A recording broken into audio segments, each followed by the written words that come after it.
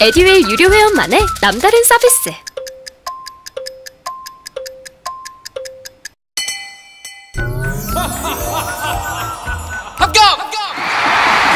합격하고 돈도 받는 혜택.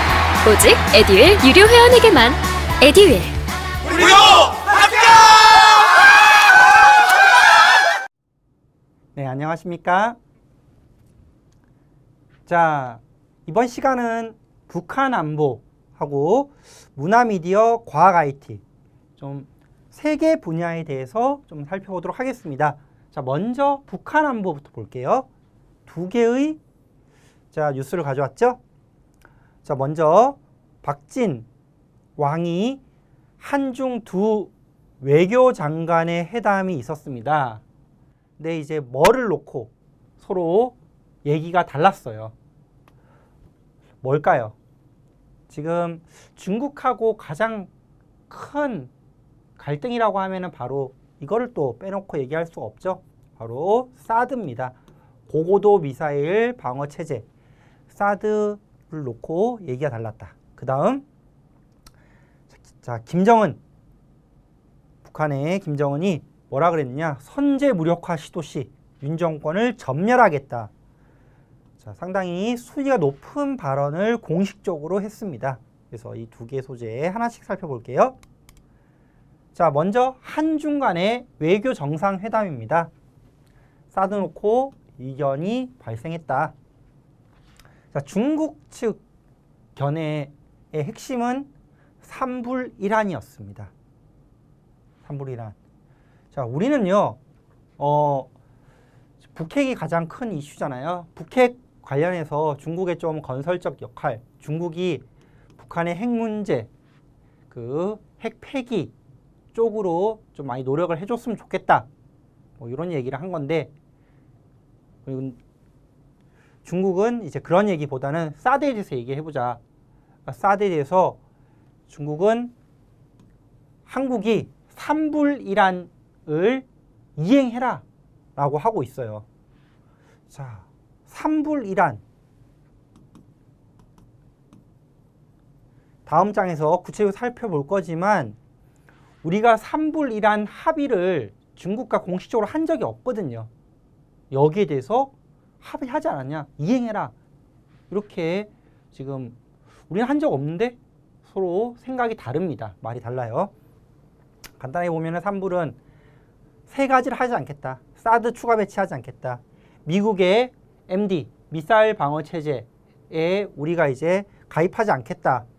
한미일 동맹을 군사 동맹으로까지 하지 않겠다. 이게 이제 삼불이고요. 이란은 제한한다. 뭐를? 이제 사드 운용을 갖다가 제한하겠다. 그래서 서로 얘기가 다릅니다. 우리 전혀 합의나 약속한 적이 없다. 당연히 따라서 수용 불가하다. 우리나라의 안보를 거의 좌지우지하는 얘기를 하고 있잖아요. 그죠? 대통령실도 마찬가지로 사드는 결코 협의 대상이 아니다라고 못을 박았습니다. 경북 성주에 사드 기지 있는데 지금 현재 정상화 중이거든요.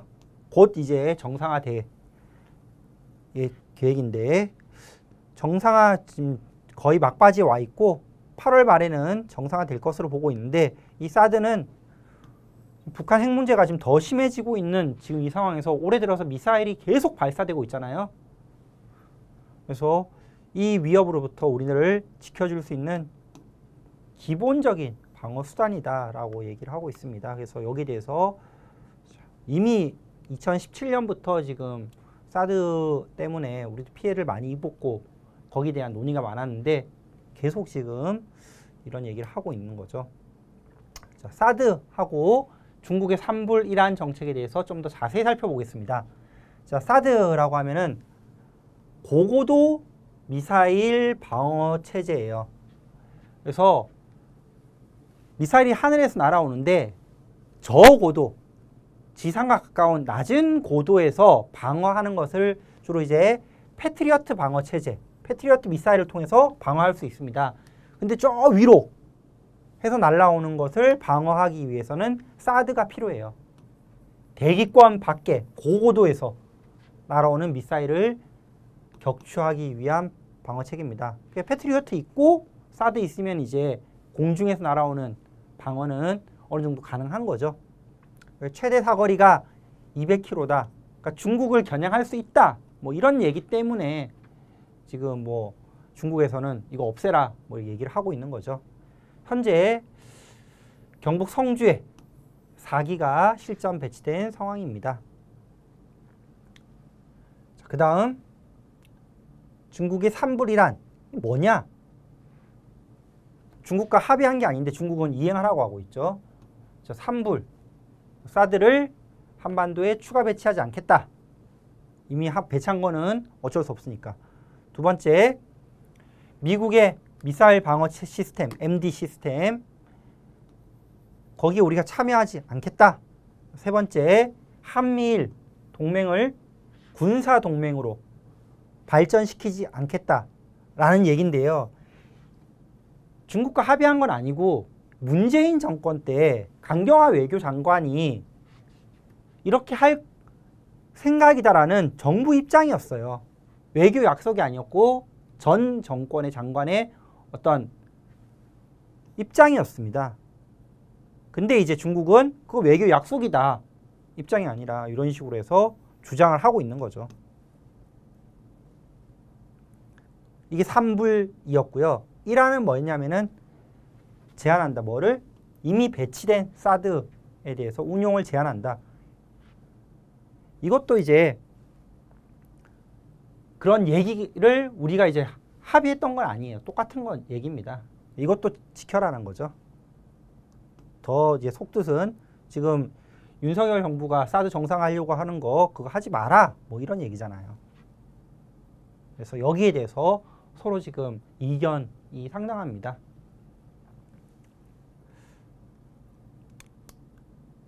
자, 두 번째. 자, 김정은 국무위원장의 발언입니다. 선제 무력화 시도 시 윤 정권을 전멸시키겠다. 상당히 지금 강한 위협적인 발언을 공식 선상에서 처음으로 한 거예요. 언제? 전승절 69주년 연설 때 우리 광복절 그리고 북한은 전승절 뭐 이렇게 비슷하게 얘기를 하고 있죠. 그래서 남조선 정권과 남조선의 깡패들이 군사적으로 우리와 맞서볼 궁리를 하고 있다. 뭐 그러한 시도는 강력한 힘에 응징될 것이고 전멸할 것이다. 전멸시킬 것이다. 이렇게 하고 있죠. 더 큰 배경은요. 이 윤 정부 들면서 군사력을 상당히 튼튼히 하고 있어요. 대표적인 게 이제 한국형 3축 체계입니다. 각 정권별로 이 군사력을 강화하기 위한 것들이 이제 하나씩 있었는데 이걸 갖다가 거의 정착화시킨 고 있는 상황이에요. 이 3축 체계 이것 때문에 이제 북한이 상당히 지금 긴장을 하는 것 같은데 이게 뭐냐면은 첫 번째 축이 킬체인. 그래서 북한 미사일 선제 공격할 수 있다. 킬체인이고요. 그리고 두 번째가 한국형 미사일 방어 체계. 뭐 한국형 MD 체계겠죠. 그리고 세 번째가 적의 지휘부, 사령부를 타격하는 대량 응징 보복. 이게 이제 정권별로 하나씩 만들어서 와서 지금 거의 이제 구축이 다 되어가고 있는 상황입니다. 요거 때문에 지금 북한에서도 상당히 지금 날선 발언을 하고 있는 것 같아요. 자, 이렇게 두 개의 중국과 북한과 관련된 안보 얘기들을 해봤습니다. 자, 그 다음입니다. 문화 미디어에서는요, 한 개 가져왔습니다. 대표적인 OTT 업체 쿠팡플레이에서 안나라는 드라마를 이제 배급했는데 여기에 대해서 감독과 쿠팡플레이 측 간에 이제 편집권 논란이 있어요. 원래 이제 편집권은 감독의 고유 권한인 게 맞죠. 근데 이제 그 전에 제작사들이 이제 감독의 편집권을 침해하는 사건들이 많았잖아요. OTT로 넘어오면서 좀 그런 게 자율적으로 되지 않을까? 그냥 OTT는 돈만 주고 감독이 다 하게끔 두지 않을까 했는데 OTT에서도 이제 편집권에 침해가 시작된 사건이 발생했습니다. 살펴볼게요. 자, 편집권 침해 논란입니다. 감독 입장에서는 감독 배제하고 쿠팡 플레이가 마음대로 편집을 했다 라고 얘기를 하고 있고요. 쿠팡 플레이 측에서는 이 편집은 계약서상의 우리의 권리를 행사한 거다 라고 얘기를 하고 있습니다. 자, 일반적으로 우리가 OTT 그 동영상 서비스, 이 OTT 업체들은 기존에 이제 공중파나 뭐 기존의 어떤 영화 제작 쪽 그 관련된 업체에 비해서는 감독에 대해서 상당히 권한을 자율적으로 많이 주고 있다. 우리는 돈만 내고 재정적인 지원만 하고 감독에게 자율성을 부과해서 감독이 원하는 작품을 만들게끔 이런 식으로 하고 있다라고 알려져 있죠. 그죠? 제작사 입김이 적다. 그래서 감독의 창작 자율성이 많이 보장돼 있다라고 얘기했는데 그런 상식을 뒤엎는 사건이었습니다. 그래서 이 내용을 가져와 본 거예요. 업계의 이목이 집중되고 있다. 이게 원래 이 안나라는 드라마가 8부작이었어요. 8부작으로 이제 감독은 제작을 했는데 쿠팡 플레이에서 편집을 해서 6부작으로 공개가 된 거죠. 그래서 감독은 편집권 무시되었다 라고 하지만 쿠팡은 뭐 자기 권리 행사한 거다라고 하고 있습니다. 결국 이 논란이 심해가지고 감독판, 8부작 감독판도 공개했어요. 공개했습니다. 이를 본 뭐 시청자들은 별 큰 차이는 없는 것 같다 라고 얘기하지만 어쨌든 감독 입장에서는 이제 창작의 자율성이 OTT에서도 앞으로 보장받기 쉽지 않겠구나 라는 거를 이제 알게 한 그런 사건이었습니다. 이렇게 문화미디어 정리하고요. 자, 다음 파트입니다. 다음은 과학 IT 4개를 가져와 봤어요. 자, 가로 끼워넣기 워터 먼저 해볼까요?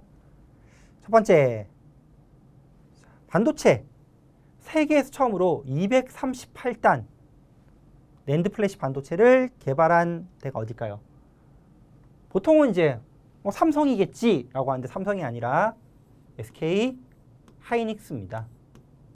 SK 하이닉스에서 세계 처음으로 238단짜리 낸드 플래시 메모리 개발했고요. 자, 그 다음 모바일 운전면허증이 나왔습니다. 모바일 운전면허증.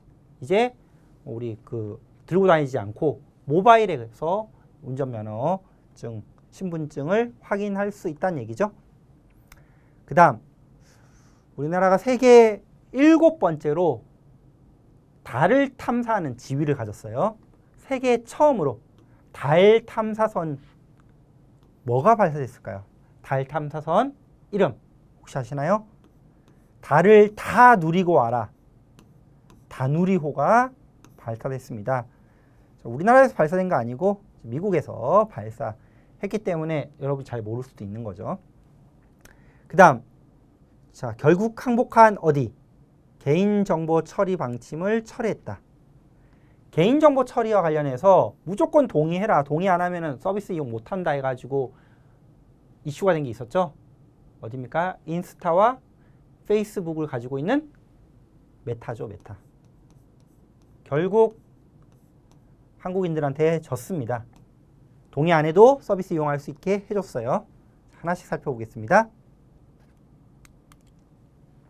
자, SK 하이닉스에서 세계 처음으로 238단짜리 낸드 플래시 메모리를 개발했다.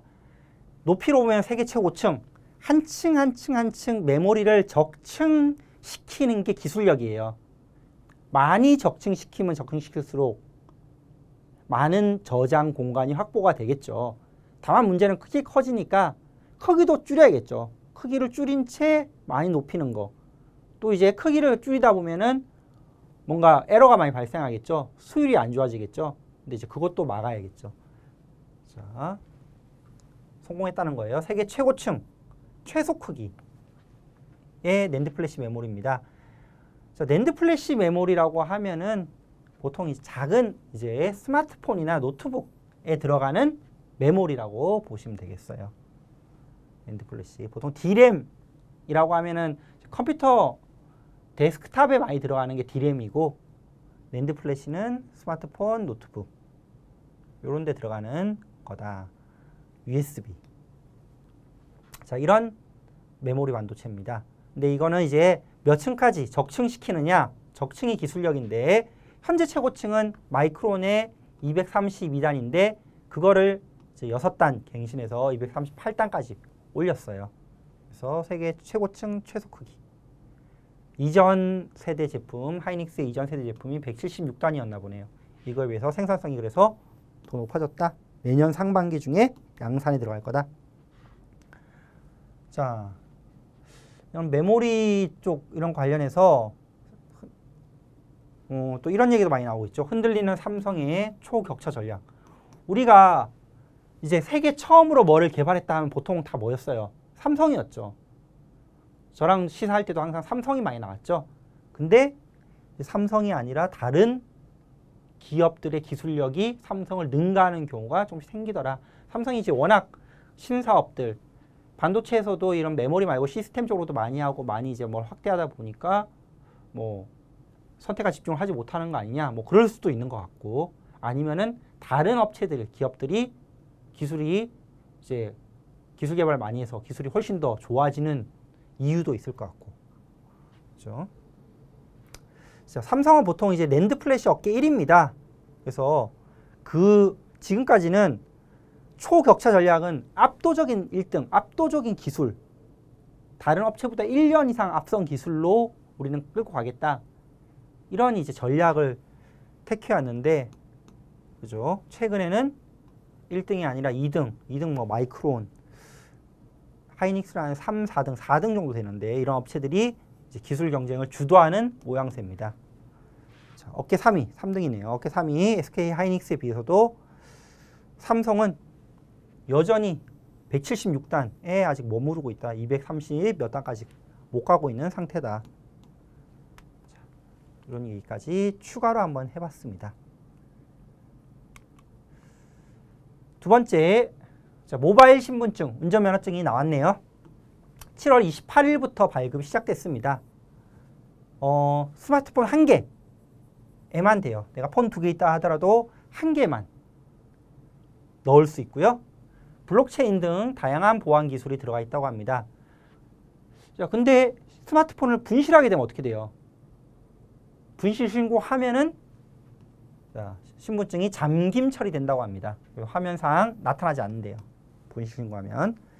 어디서 발급받습니까? 자, 가장 대표적인 운전면허증 발급받는 운전면허 시험장. 아무 때나 가도 되고요. 경찰서, 민원실입니다. 그래서 뭐 플레이스토어 같은 앱에서 그 플랫폼에서 모바일 신분증 앱을 다운받고 그다음에 뭐 QR 코드나 IC 면허증으로 이제 선택해서 발급받으면 된다고 합니다. 어떻게 생겼는지 궁금하죠? 한번 보여드릴게요.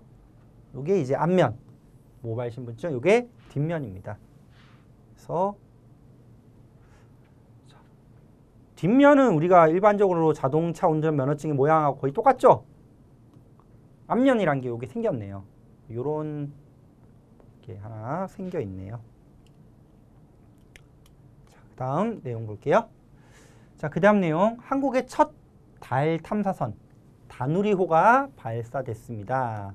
8월 5일 날 이제 발사됐는데요. 미국 플로리다주 케이프 커네버럴 우주군 기지에서 발사했다고 합니다. 스페이스X에 실려서 발사했고요. 자, 이번 달 탐사선 발사로 우리나라도 7번째로 달 탐사국 지위에 올라서게 됐습니다. 자, 달로도 이제 우주선 보낸 거예요. 가서 뭐 하는데 이 다누리호가 자, 미 항공우주국 나사하고 협력해서 이제 운행을 시작하는데요. 달 표면 지도 제작 그리고 달 착륙 후보지도 탐색, 자기장 측정 그리고 달 자원 조사 이런 것들을 하게 되네요. 다누리호 이제 상식 문제로 많이 나올 것 같아요. 우리나라 최초의 달 탐사선은 무엇인가요? 다누리호. 왜 다누리호냐? 달을 모두 누리고 오라는 마음이 담겨 있다라는 거죠. 다음 내용 보겠습니다. 자, 결국 항복한 메타. 메타에서 개인정보 동의 안 하면 이용 못하겠다고 했는데 그 방침을 결국 철회했습니다. 자, 7월 29일 날 메타는 이렇게 이제 발표한 거죠. 기존 한국 사용자에게 요청되고 있는 이번 개정 개인정보 처리 방침에 대한 동의 절차를 철회하겠다는 것이 한국 사용자 입장에 더 부합한다는 데 뜻을 모았다.